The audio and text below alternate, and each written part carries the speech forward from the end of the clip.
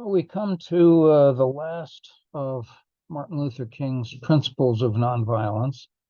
This is the sixth principle. And in Dr. King's words, the way he introduces it is to say a sixth basic fact about nonviolent resistance is that it is based on the conviction that the universe is on the side of justice. And my early education was in the sciences, and for scientists and engineers, it's very difficult to believe that the universe is on the side of justice. I think they would hold that the universe is neutral, and justice is a human value. And so, that's the way that argument would go. But reading a little more closely, I think Principle 6 is mostly about patience and about staying committed to just causes and enduring some of the hardships that are involved in doing it. Is patience enough? Well, in the original Stride Toward Freedom, which was 1958, it appears that Dr. King is saying, just wait, time will help you out. The universe is on the side of justice, and justice will prevail. But he seems to revise that view by the time he writes the letter from Birmingham jail 5 years later in 1963. In the letter from Birmingham jail, he says, you can only endure injustice so long. And at some point, you have to take action. You have to stand up and fight, of course, with nonviolent weapons. But you have to stand up and make a firm decision and take action. So the revised view by the time of the letter from Birmingham jail seems to be the universe has the tools you need, but you need to pick them up and take action with them.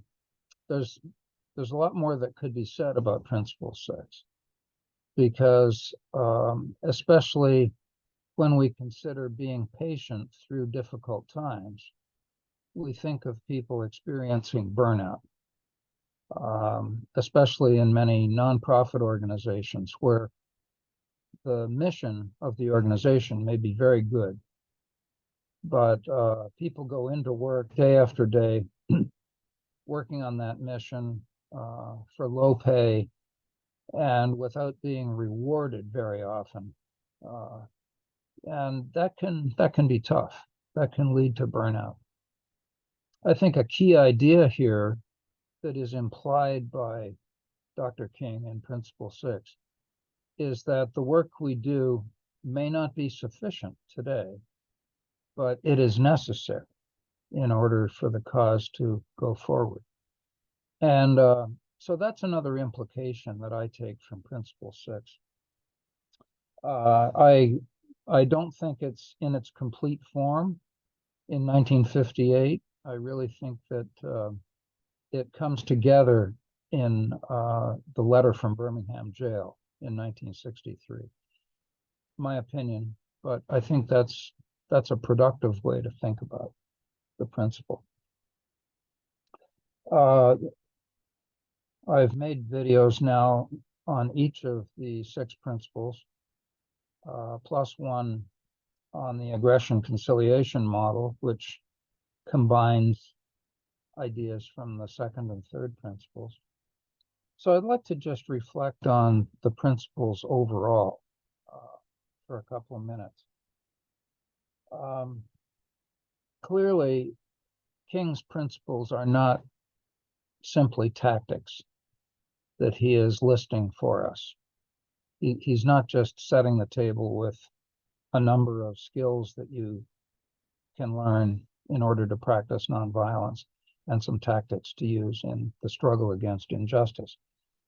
Instead, he's describing a way of being.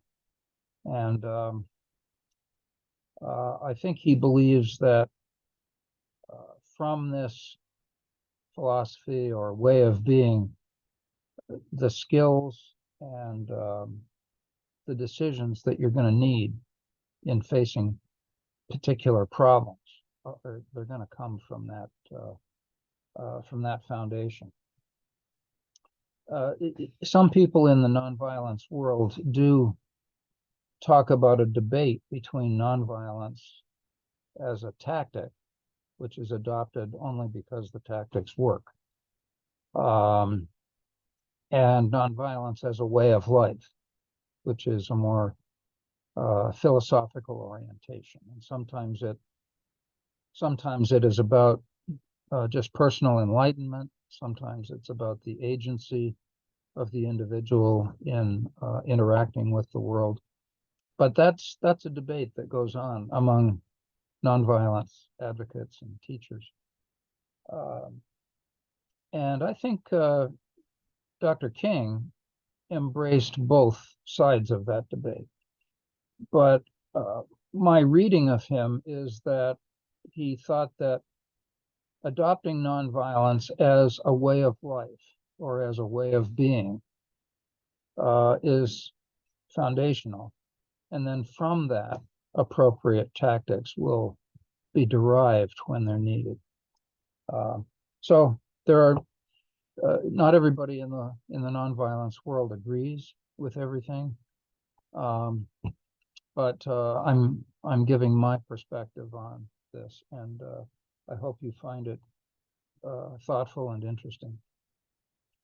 Please subscribe to the channel Learning Nonviolence, and give a like to this video, which helps to push this project forward. Thank you very much, and I'll see you soon.